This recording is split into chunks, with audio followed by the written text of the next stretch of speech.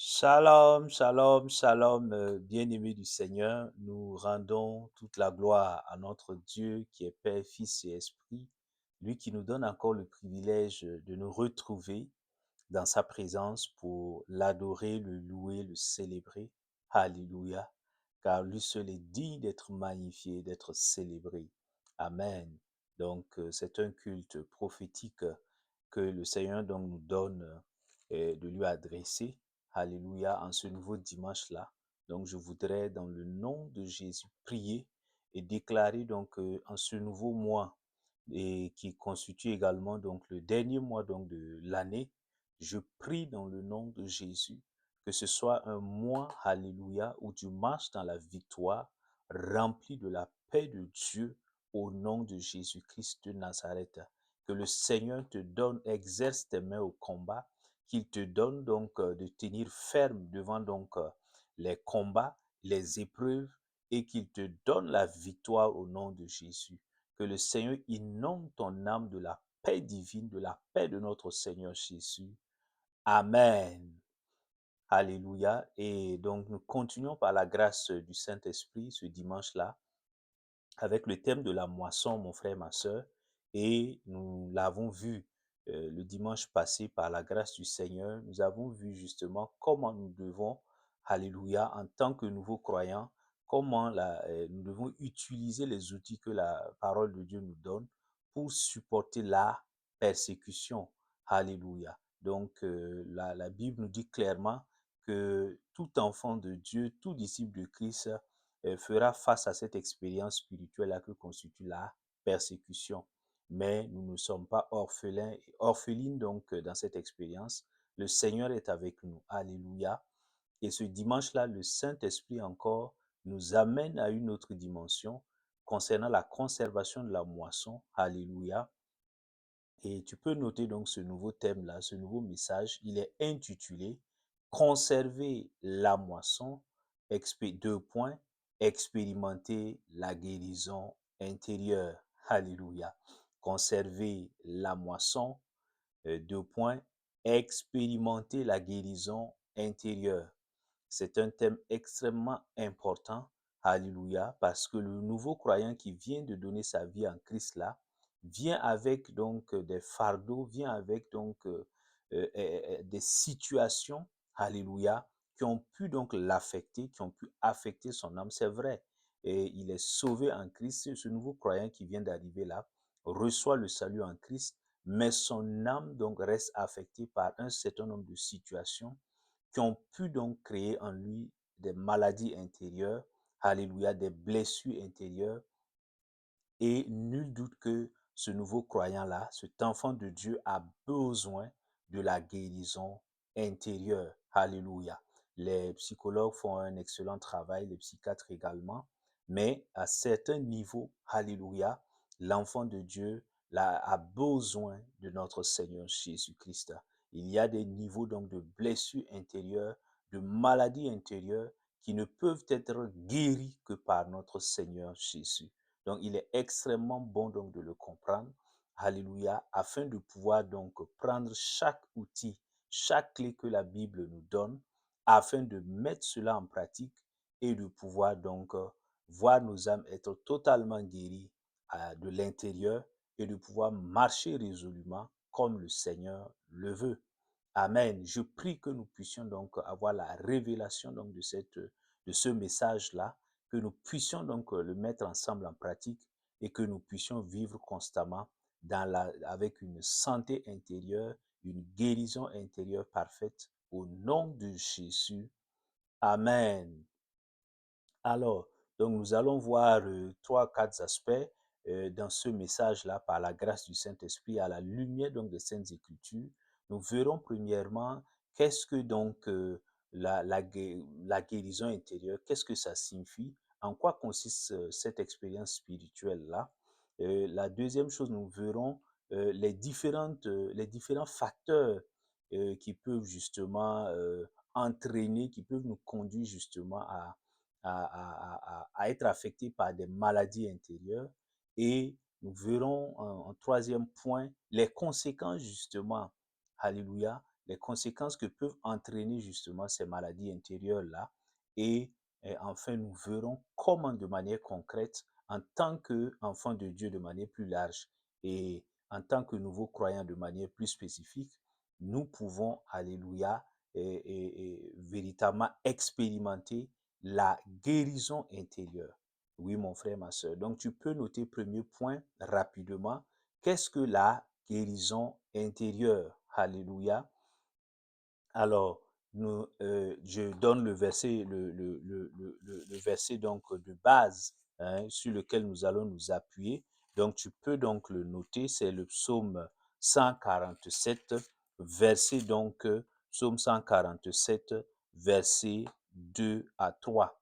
Je lis rapidement la parole. Il dit, l'Éternel rebâtit Jérusalem, il rassemble les exilés d'Israël.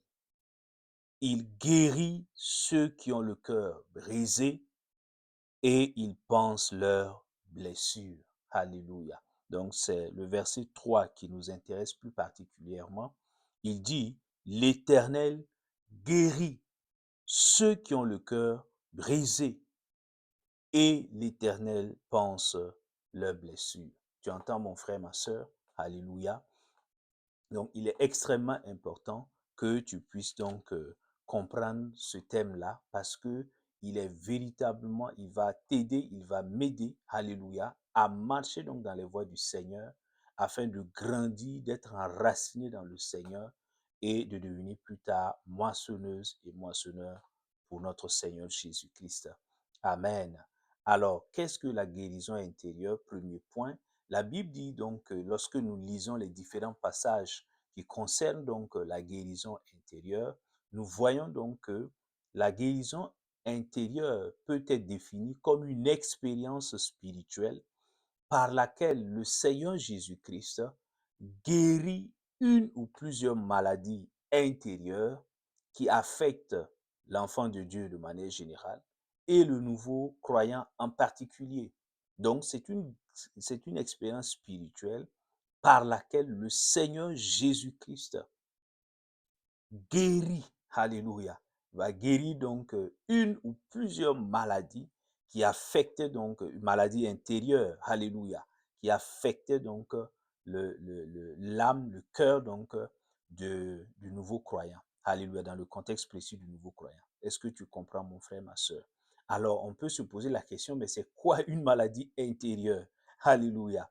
Alors, la maladie intérieure, c'est une maladie qui touche l'âme, qui touche le cœur, alléluia, du nouveau croyant et qui va affecter justement sa relation, non seulement avec Dieu, mais aussi sa relation avec les autres et aussi sa relation avec lui-même. Est-ce que tu comprends, mon frère, ma soeur? Donc, c'est une maladie. Elle est invisible. Hein? Ce n'est pas une maladie qui se manifeste directement et dont on voit, et c'est pas comme ce ne sont pas le cas, donc, cela ne vise pas les cas donc, des maladies que nous connaissons, que traite la médecine conventionnelle. Alléluia. Et il y a un certain nombre donc, de manifestations qui peuvent apparaître plus tard, mais d'ores et déjà voir un nouveau croyant et dire telle personne souffre de telle maladie, ce n'est pas évident. Alléluia. Parce que cela ne saute pas directement donc à l'œil visible. Est-ce que tu comprends, mon frère, ma soeur? Donc, ce sont des maladies qui touchent le cœur du nouveau croyant. Alléluia. Et qui vont donc affecter sa relation avec lui-même, sa relation avec les autres, sa relation avec Papa bon Dieu. Et donc le cœur, c'est quoi le cœur? Le cœur, donc ici, ne désigne pas le cœur donc qui bat, le cœur physique. Non, il désigne donc une composante spirituelle qui est composée donc des pensées, des émotions et de la volonté humaine. Est-ce que tu comprends? Donc, il est extrêmement important. Alors, en guise d'exemple, euh, l'amertume. Pour avoir vécu un certain nombre de situations, on peut devenir amer. Alléluia.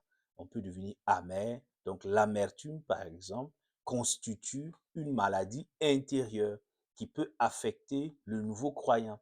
Il donne sa vie en Christ, mais il a un cœur rempli d'amertume. Est-ce que tu comprends? Or, la Bible dit ne laissez aucune racine d'amertume poussé en vous. Est-ce que tu comprends? La rancune, donc, c'est une personne c'est un sentiment qui consiste juste à garder ce désir de vengeance-là et de ne pas vouloir du tout pardonner des situations donc, qui ont pu nous affecter négativement. Est-ce que tu comprends? Je prie dans le nom de Jésus, car d'ici la fin donc de ce message-là, que le Seigneur nous guérisse de toute maladie intérieure, connue ou inconnue, donc, qui nous affectait, au nom de Jésus. Amen. Alors, rapidement, à la lumière des Saintes Écritures, mon frère, ma soeur, tu peux noter, donc, quelles peuvent être les principales causes. Il y en a plusieurs. Il y a plusieurs causes, mon frère, ma soeur, qui peuvent justement, alléluia, qui peuvent entraîner ces maladies intérieures-là, qui peuvent favoriser donc l'émergence de ces maladies intérieures-là. Est-ce que tu comprends? Je vais juste donner quelques principales causes et nous allons avancer par la grâce de Dieu. Cela n'est pas du tout exhaustif, c'est à titre illustratif, c'est à titre indicatif. Alors, la première cause, ce sont les déceptions. Oui, voilà. Lorsque nous venons au Seigneur, nous sommes dans le Seigneur Jésus-Christ, ce qui peut causer une maladie intérieure et cela va affecter notre âme, notre cœur, ça s'appelle donc la déception. Et cette déception est liée au fait qu'on n'a pas obtenu quelque chose que l'on attendait, que l'on désirait. Donc, une attente qui n'a pas été comblée, alléluia, peut justement donc provoquer une déception. Et cette déception-là va justement, alléluia, blesser notre cœur. Et je donne un exemple tout banal. Et si je suis un nouveau croyant et même un enfant de Dieu, je prie normalement. Alléluia.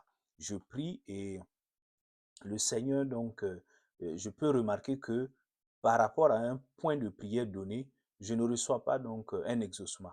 Alléluia. Donc, je vois que le Seigneur m'exauce concernant tel sujet de prière, mais par rapport à tel autre sujet-là, depuis des mois, depuis des années, je suis focalisé sur ça, je persévère, mais je n'ai aucun résultat. Je ne vois pas donc, je n'ai pas une réponse favorable de Papa bon Dieu. Alors, donc, si je ne comprends pas bien qui est Papa bon Dieu, comment donc il travaille, etc., des choses concernant le royaume de Dieu, tout de suite donc je peux rapidement être tombé donc dans la déception. Alléluia. Si je suis sincère, je vais dire, oh, peut-être Dieu m'a déçu. Alléluia. Et ce sentiment-là, alléluia, de déception-là, va créer comme une blessure, une maladie intérieure. Alléluia. Et j'aurai donc besoin d'une guérison intérieure. Et cela, donc, cette déception va affecter ma relation avec le Seigneur. Cela peut m'amener à ne plus vouloir prier. Alléluia, nous le verrons plus tard, etc. Tu comprends, mon frère, ma soeur. Donc, ça, c'est la première chose. Alléluia. Donc, le fait d'avoir demandé quelque chose ou de n'avoir pas obtenu quelque chose que l'on voulait, ça crée une déception qui peut à son tour entraîner une maladie intérieure. La deuxième chose, rapidement, c'est la culpabilité. Alléluia, pour des péchés qu'on a commis. Donc, le nouveau croyant qui vient, on lui enseigne qu'il est devenu saint, il est juste, mais le diable viendra toujours donc l'accuser en lui disant, bon, en attendant, avant que tu viennes dans le Seigneur, tu as volé, tu as menti, tu as forniqué, tu faisais des choses sales, etc. Donc, le diable, avec ses techniques aidant-là, il va venir et l'oppresser. Alléluia. Et il peut tomber dans cette culpabilité-là et ne plus croire que Dieu l'a pardonné pour ses péchés passés et présents. Est-ce que tu comprends? Et en ce moment, il tombe dans la culpabilité et cette culpabilité-là tourmente sa conscience, tourmente son âme et il perd totalement la paix. Il marche, alléluia, mais il n'a plus de paix intérieure. Est-ce que tu comprends? Donc, ça, c'est aussi un autre facteur. Le troisième facteur qu'on peut trouver, ce sont les problèmes liés à l'enfance. Ça nous fait penser à la psychanalyse de Freud. Alléluia. Mais ce sont des choses, ce sont des situations, des problèmes, des situations difficiles qu'on a pu vivre à l'enfance et qu'on trimballe. Alléluia.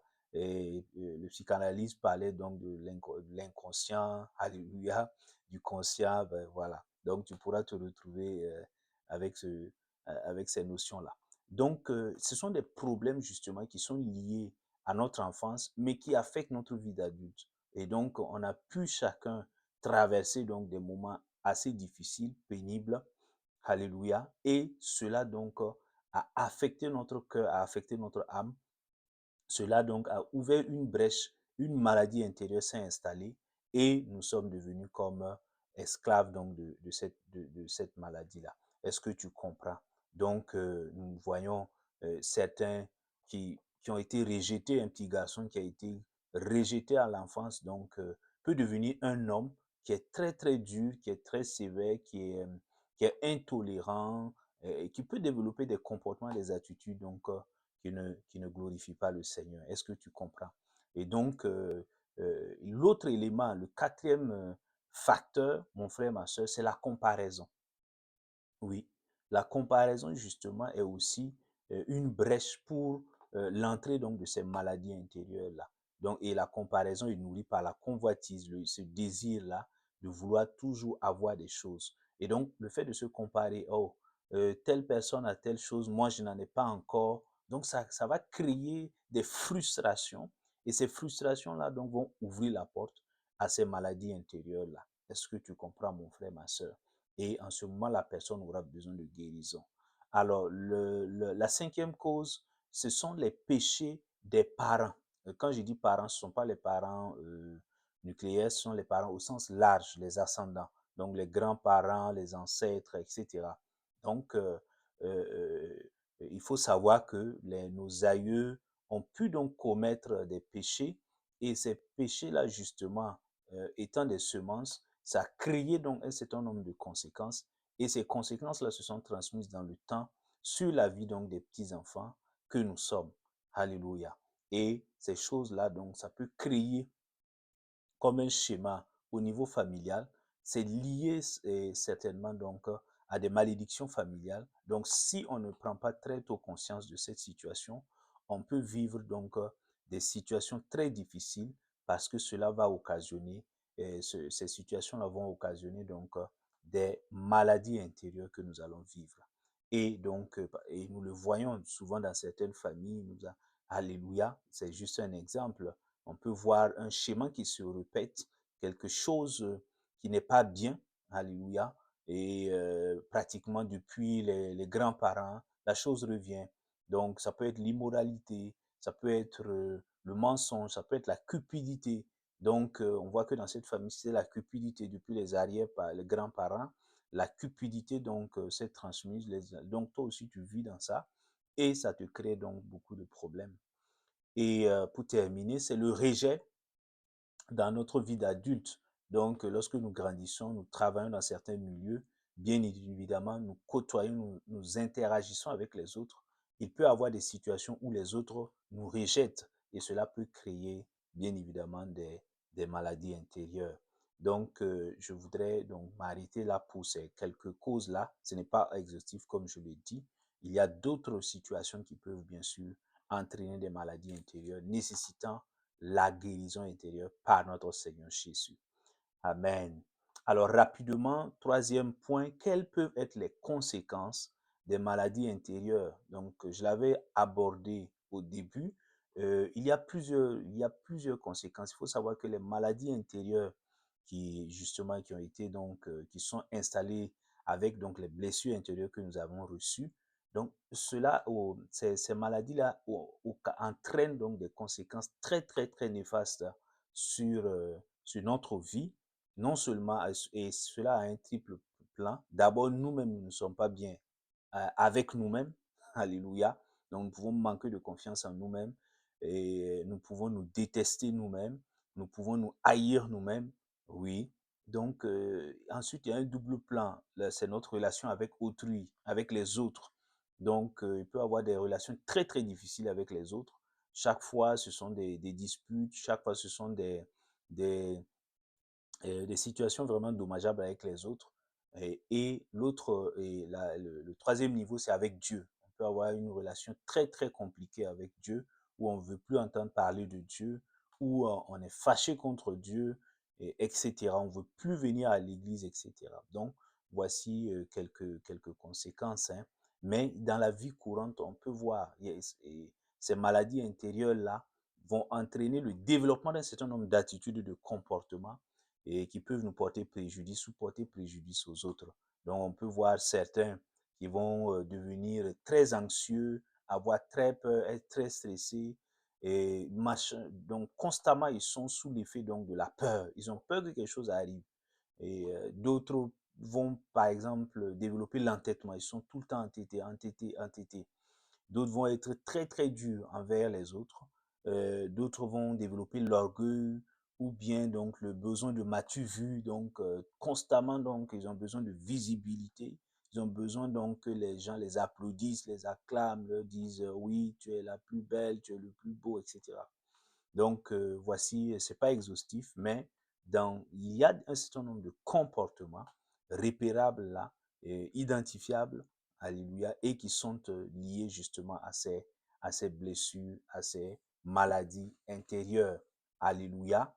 Et la Bible, face donc à ces situations-là, la Bible, comme je le disais, ne nous laisse pas orphelins, mon frère, ma soeur. Le Seigneur, dans sa grâce, alléluia, nous donne sa parole, et dans sa parole, on voit un certain nombre de remèdes. Alléluia. Si pour l'analogie, la maladie naturelle a un remède, pour la maladie intérieure également a des remèdes qui se trouvent donc dans la parole de Dieu. Est-ce que tu comprends? Et justement, donc tu peux noter en quatrième point, comment recevoir la guérison intérieure face à ces maladies intérieures. Donc, comment recevoir? Parce que le tout n'est pas de savoir, le tout n'est pas de pouvoir identifier qu'il existe. C'est déjà une bonne chose de savoir qu'il existe une maladie intérieure. Je fais face à ce défi. C'est vraiment, surtout quand on est un nouveau croyant, c'est une bonne chose. Mais le plus important, c'est de savoir concrètement comment justement je peux recevoir la guérison intérieure de mon Seigneur Jésus pour ne plus être donc sous le joug de cette maladie intérieure. Est-ce que tu comprends, mon frère, ma soeur?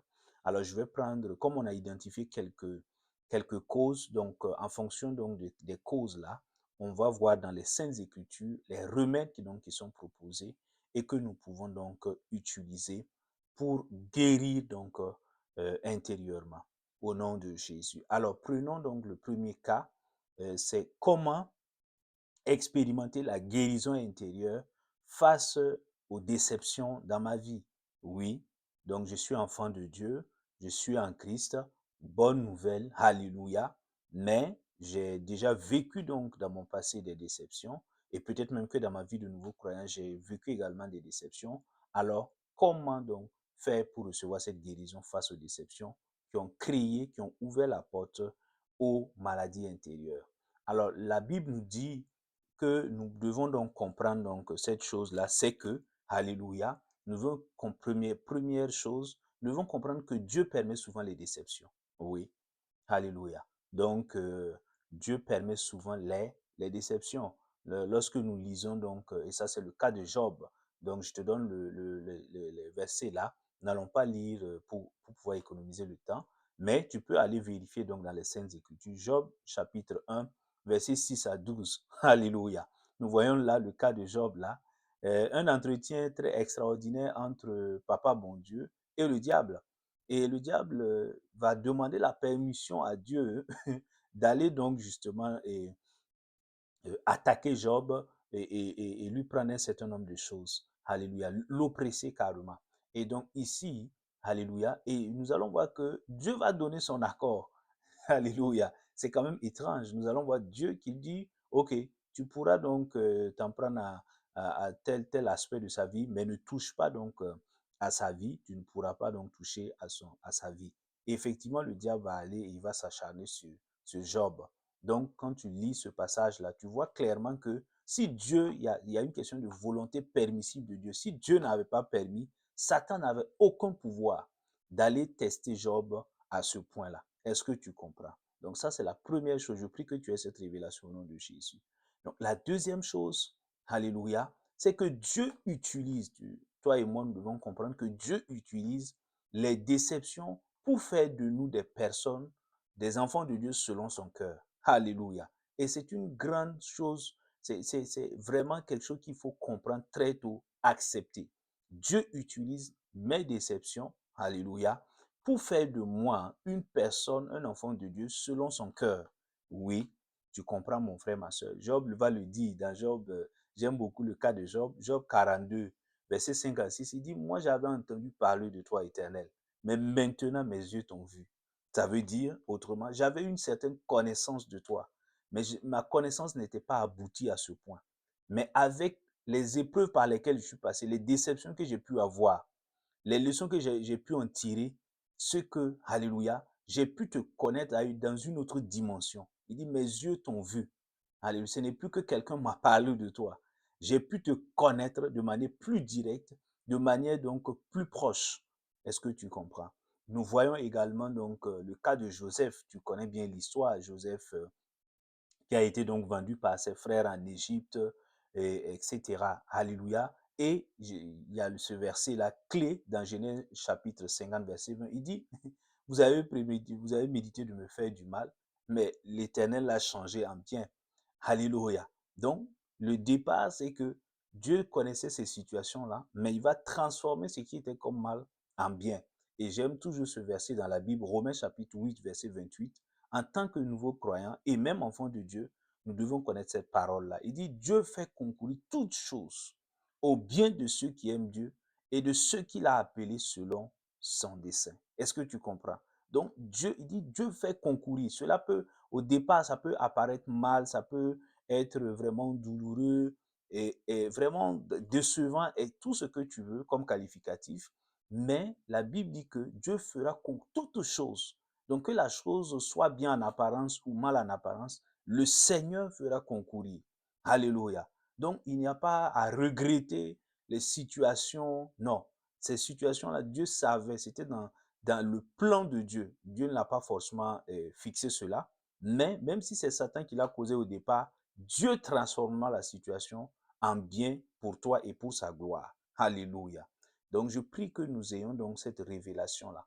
Alléluia. Au nom de Jésus. Donc, Dieu permet que nous puissions passer par ces moments de déception pour nous façonner, pour nous rendre semblables à son Fils Jésus-Christ de Nazareth. C'est par des situations souvent décevantes et douloureuses que Dieu nous façonne. Alléluia. Lui qui est le potier et nous sommes les vases. Est-ce que tu comprends, mon frère, ma soeur? Ce n'est pas toujours à travers des situations joyeuses. Souvent, c'est à travers des situations très, très, très douloureuses. Et, mais le but, la finalité de Dieu, ce n'est pas de nous faire du mal, c'est de nous transformer à travers ces situations-là, afin que nous ressemblions à son Fils Jésus-Christ de Nazareth. Est-ce que tu comprends? Donc, je prie que nous ayons ces révélations-là, que nous puissions donc accepter cela au nom de Jésus. Amen. Alors, l'autre élément pour justement recevoir la guérison intérieure face à mes déceptions, c'est de pouvoir véritablement vivre dans le contentement dans certains inconforts. Alléluia. Et nous le voyons avec Paul. Paul le dit dans 2 Corinthiens chapitre 12, là, versets 7 à 10. Alléluia. Donc il dit, mais moi je me plais dans les situations d'inconfort, la persécution, les angoisses, mes faiblesses. Alléluia. Pourquoi? Parce que lorsque je suis faible dans ces situations-là, c'est en ce moment même que je deviens fort. Alléluia. C'est un verset extrêmement intéressant. Et Paul le dit, la parole, il dit, mais dans ces situations, il dit, moi j'ai prié. Paul dit, moi j'ai prié, j'ai reçu d'excellentes révélations du Seigneur et Dieu pour m'empêcher de m'enorgueillir, de tomber dans une maladie donc intérieure. Quel orgueil! Il va donc permettre à Satan d'envoyer un ange là, me rendre, alléluia, m'affecter par une sorte de maladie ou de mal. Alléluia. Et lui, Paul va prier 3 fois et le Seigneur va lui dire, le Seigneur ne va pas le guérir. Il ne va pas le guérir donc physiquement. Il va lui dire, ma grâce te suffit car ma puissance s'accomplit dans tes faiblesses. Et lui, il va comprendre, Paul va comprendre que non, dans certaines situations, Dieu ne veut pas nous faire sortir totalement. Il veut que nous puissions, alléluia, marcher en comptant uniquement sur lui, alléluia, dans cette situation d'inconfort et de comprendre justement que c'est lui, Dieu, qui nous donne la force de traverser cela. Alléluia. Je prie que nous ayons donc cette bonne compréhension au nom de Jésus. Amen. Alors, quand nous prenons le deuxième facteur, comment expérimenter la guérison intérieure face à la culpabilité donc des péchés que nous avons commis. Donc, alléluia. Et la Bible nous donne un certain nombre de clés. Amen. Je résume rapidement pour que nous puissions avancer. Donc, tu peux être un nouveau croyant et Satan vient tout le temps t'accabler, te tourmenter pour les péchés que tu as commis. Tu t'es même peut-être repenti et tu sens que le diable continue de te tourmenter avec cela. Que faut-il faire concrètement? Ton âme n'est plus en paix. Alléluia. Et comment recevoir cette guérison intérieure-là? Alors la Bible dit que premièrement, nous devons reconnaître que le péché ou les péchés que nous avons commis sont des péchés. Ouais, tout part de la reconnaissance.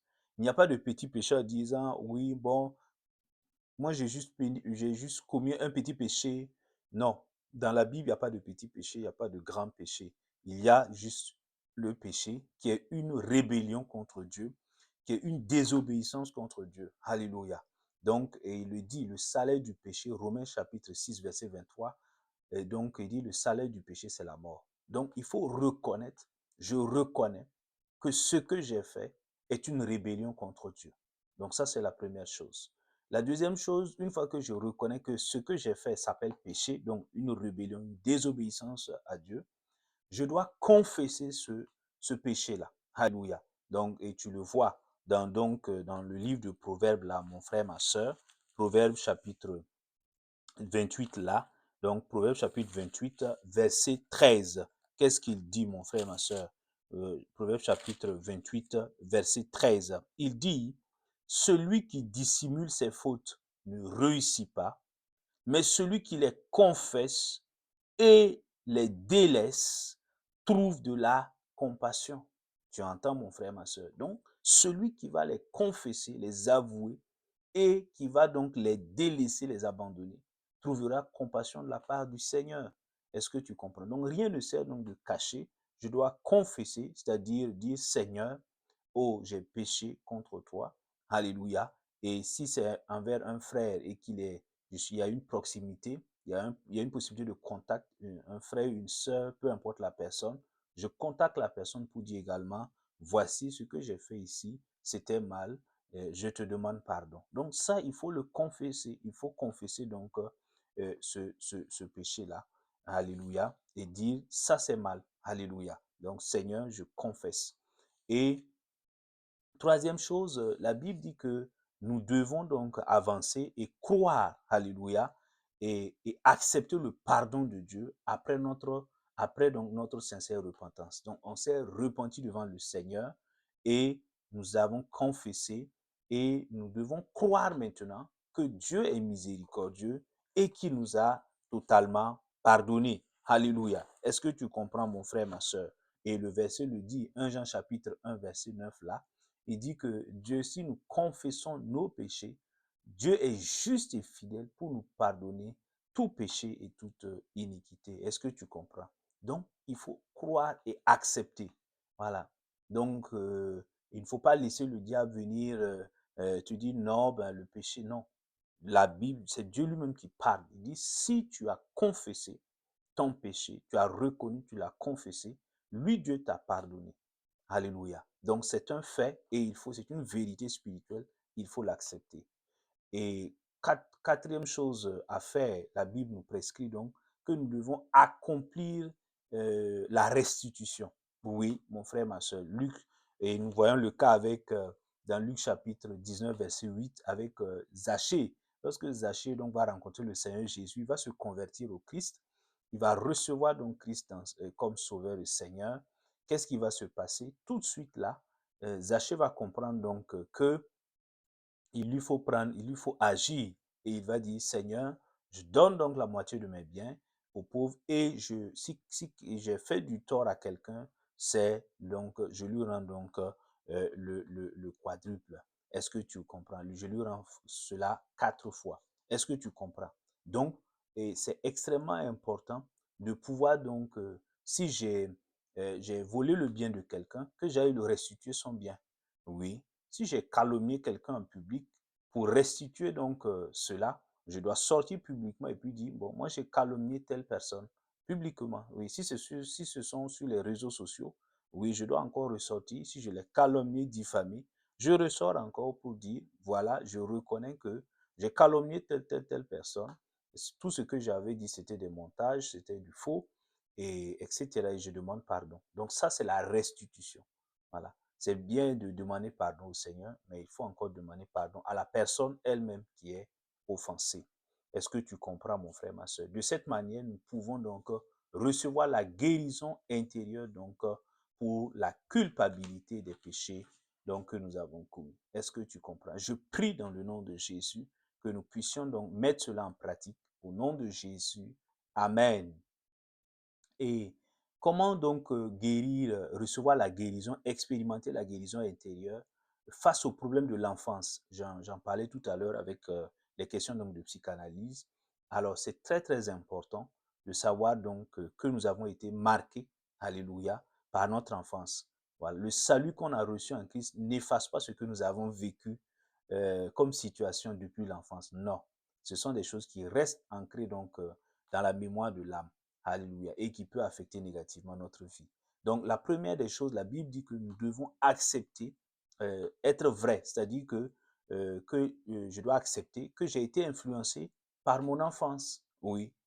Donc, ça c'est la première chose. Donc, ça c'est la vérité. Je dois accepter. Et la deuxième chose, je dois commencer à chercher à identifier où se trouve le problème. Oui. Donc, si j'ai beaucoup d'accès de colère, si j'ai tel type de comportement, si je réagis d'une certaine façon, de manière récurrente, je dois chercher à comprendre.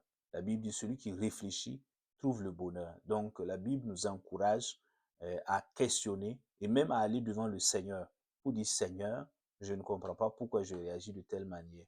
Donne-moi la révélation. Et le Saint-Esprit, dans cette démarche de sincérité, va nous révéler parce qu'il dit, il nous conduira dans toute la vérité. Amen. Donc, ça, c'est la deuxième chose. La troisième chose, nous devons accepter de regarder le problème tel qu'il se pose. Oui, souvent, il ne faut pas feindre, jouer, faire la politique de l'autruche. Non, nous devons regarder. Bon, euh, je donne un exemple. Je dis, bon, moi, en tant que nouveau croyant en Christ, là, j'examine, j'analyse, et puis je me rends compte que après prière, après révélation du Seigneur, je me rends compte que dans mon enfant, j'ai été rejeté et cela a dû me blesser. Je me suis senti blessé par cela. Non, il faut le reconnaître, il faut accepter. C'est ça le problème, le rejet à l'enfance. Donc, j'ai été rejeté par les parents, les frères, les sœurs, etc.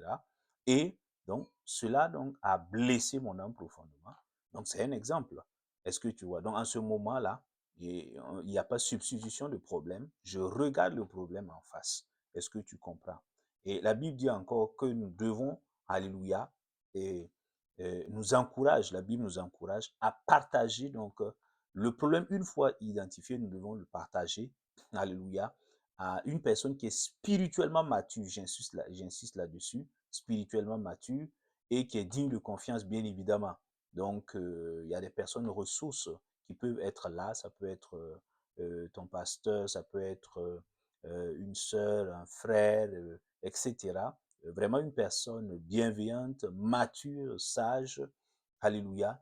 Et le fait de, c'est comme un fardeau en fait ce problème. Donc le fait de le partager avec une personne digne de confiance et mature, donc et également fait partie du chemin vers la guérison intérieure. Mais le plus important, et c'est le cinquième point, mon frère, ma soeur, tu peux le noter, c'est que nous devons aller devant le Seigneur Jésus. Nous devons invoquer le Seigneur Jésus, lui demander donc de nous aider à pardonner. Alléluia. Parce que ce que nous avons vécu dans l'enfance, il y a des situations extraordinaires, tellement difficiles pour un enfant. Le rejet, la haine de ses parents, souvent des violences psychologiques, physiques, etc. Donc, l'enfant, dans l'enfance, là, il y a eu des situations très, très douloureuses qui ont été causées par des proches. Et donc, il faut demander au Seigneur. Humainement, nous sommes incapables de pardonner ce genre de situation. Alléluia. Comment expliquer donc qu'un père, une mère fasse du mal à un petit enfant de quelques mois, de quelques années? Non. Donc c'est très difficile. Donc il faut aller devant le Seigneur. C'est là véritablement donc la portée donc de ce message-là. Il faut aller devant le Seigneur et dire Seigneur, j'ai besoin de ton aide. Aide-moi à pardonner ce qui m'a été fait par mon père, par ma mère. Est-ce que tu comprends? Et tu vas voir, le Seigneur va t'aider. Alléluia. Il va commencer à enlever ça. Alléluia. La haine, là, il va commencer à enlever ça. Et il va te donner même de Alléluia, de la compassion pour ces personnes qui t'ont fait du mal. Alléluia. Tu donnes la capacité de dire, papa, je leur pardonne parce qu'ils ne savaient pas ce qu'ils faisaient quand ils me faisaient cela. Alléluia. Et donc, il est extrêmement important d'aller vers le Seigneur, de recevoir son aide, afin qu'il nous aide donc à pardonner. Alléluia. Comme lui-même, il nous pardonne. Et, sixième point là, justement, toujours dans la prière, il faut demander au Seigneur, nous devons demander au Seigneur, Jésus-Christ de Nazareth, de restaurer totalement notre caractère, notre personnalité. C'est ce que la Bible donc nous invite à faire. Alléluia. Parce qu'une partie de notre personnalité, Dieu ne l'avait pas créée comme ça. Ce sont ces situations-là qui ont dû modifier une partie de notre personnalité, mais le Seigneur est le Dieu qui restaure. Alléluia. Dans le psaume 23, là, David dit, il restaure mon âme. Dieu restaure mon cœur. Donc, ce qui avait été modifié négativement donc par Satan et par les situations là, Dieu restaure en quelque chose de bien. Est-ce que tu comprends? Donc, je prie dans le nom de Jésus que tu reçoives la guérison intérieure pour tout problème lié donc à ton enfance au nom de Jésus-Christ. Et je prie, alléluia, que tu puisses véritablement expérimenter la santé intérieure, la guérison intérieure au nom puissant de Jésus. Amen. Alors, nous avançons. Comment donc nous pouvons également, ça c'est un autre point, expérimenter la guérison intérieure face au péché de la comparaison, parce que la comparaison, c'est véritablement une désobéissance à Dieu. Dieu ne veut pas que nous nous comparons à qui que ce soit. Alléluia. Est-ce que tu comprends, mon frère, ma soeur? Alors, donc, comment nous pouvons donc guérir de cela et même éviter la convoitise qui conduit à la comparaison, parce que en réalité, la convoitise est véritablement l'élément donc qui nourrit donc cette comparaison-là. Alléluia. Donc, telle personne a telle chose, moi je n'en ai pas, je veux absolument.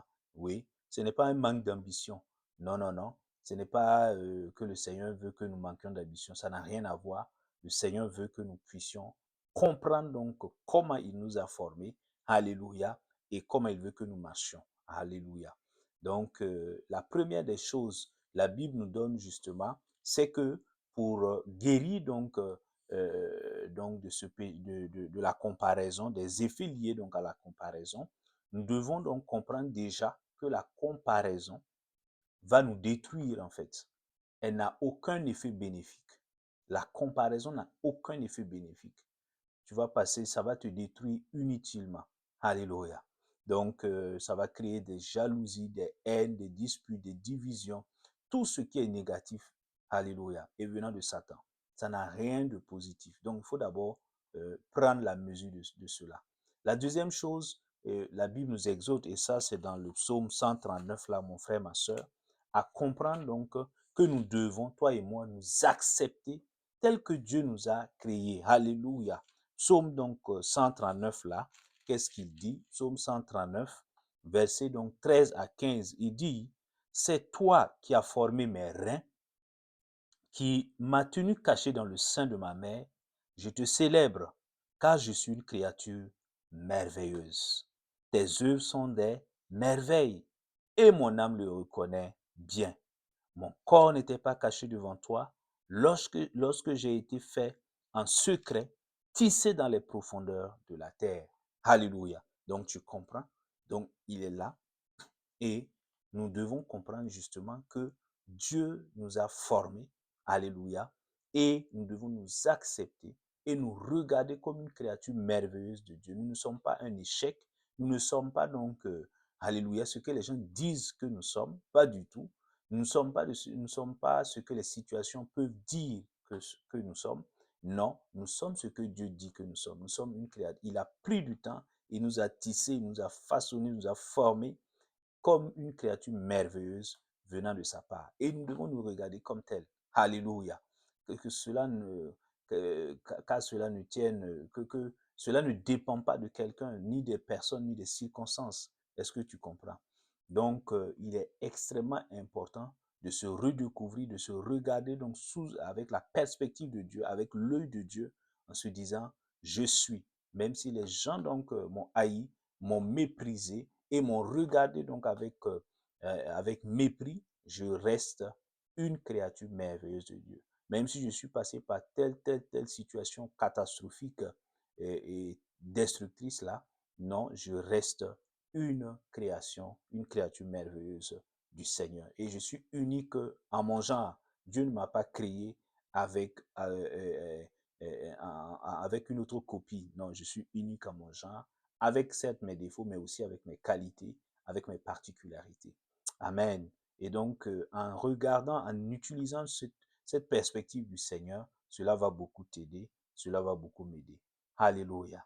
La Bible dit, dans Luc chapitre 12, verset 15, là, le Seigneur nous interpelle. Ça, c'est une autre clé pour donc guérir de la comparaison, des effets de la comparaison. Nous devons comprendre que notre valeur ne réside pas en nos possessions, nos richesses matérielles, mais que notre valeur se trouve en Christ Jésus. Alléluia. Donc, c'est un point complémentaire au précédent. Notre valeur en tant qu'être humain sur cette terre, en tant qu'enfant, notre valeur réside en Dieu. Et il dit justement dans Luc chapitre 12, verset 15, là, mon frère, ma soeur, il dit, ben, la vie d'un homme, alléluia, Luc chapitre 12, là, verset donc 15, je te lis le verset, mon frère, ma soeur. Qu'est-ce qu'il dit? Il dit, ben, gardez-vous attentivement de toute cupidité, car même dans l'abondance, la vie d'un homme, c'est-à-dire la valeur d'un homme, ne dépend pas de ce qu'il possède. Tu entends? La valeur d'un homme ne dépend pas. Donc, toi qui es là, qui dis, ah oui, il me manque une maison, il me manque un mari, un enfant, oui, tout ça c'est bien. Et le Seigneur, dans sa grâce, dans sa miséricorde, t'accordera toutes ces bonnes choses-là en leur temps. Alléluia. Mais, justement, ta valeur n'est pas liée à cela. Alléluia. Tu n'aurais pas toutes ces choses-là, ces bonnes choses-là, que Dieu te regardait toujours avec amour, que ta valeur resterait intacte aux yeux du Seigneur.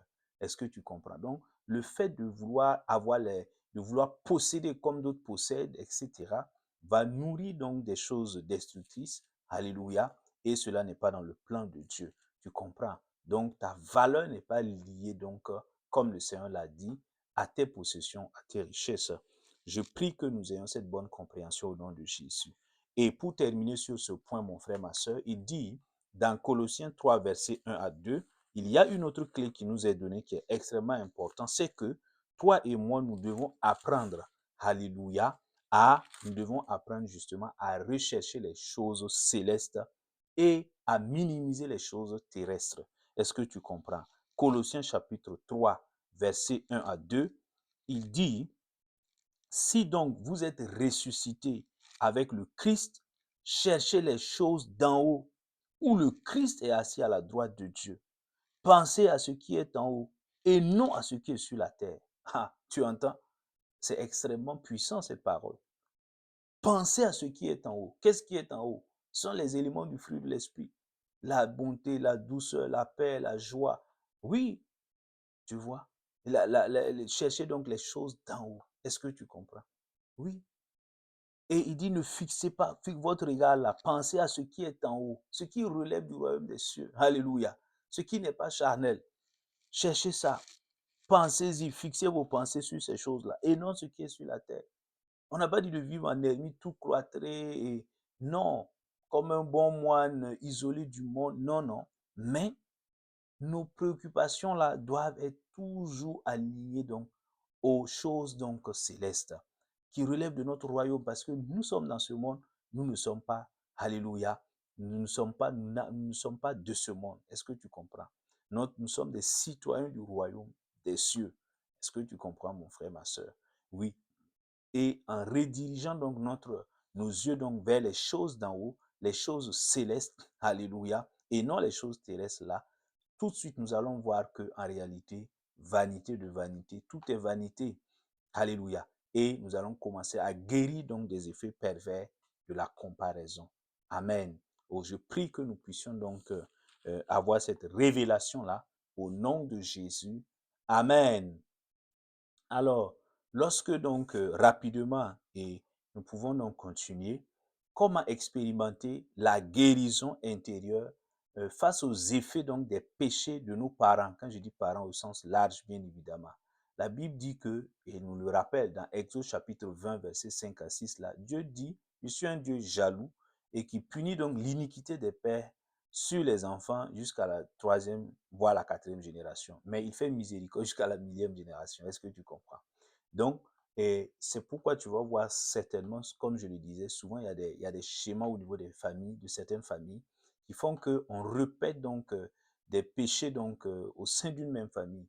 Donc, tu peux être né là-dedans. Le temps que tu te rends compte, toi-même, tu fais comme ton père faisait, comme ton grand-père faisait, etc. Est-ce que tu comprends? Donc, la Bible nous donne donc des clés. La première, c'est que nous devons confesser nos propres péchés et faire la restitution aux besoins. Donc ça, c'est vraiment la première étape. Lorsque nous comprenons que ce que nous vivons comme maladie intérieure est lié donc au péché donc de nos parents, de nos grands-parents. Premièrement, c'est un exercice donc devons aller vers le Seigneur avec un cœur repentant pour nous-mêmes d'abord. Alléluia. Et ensuite, nous devons donc nous repentir pour toute haine que nous avons eue ou que nous avons contre nos parents. Oui.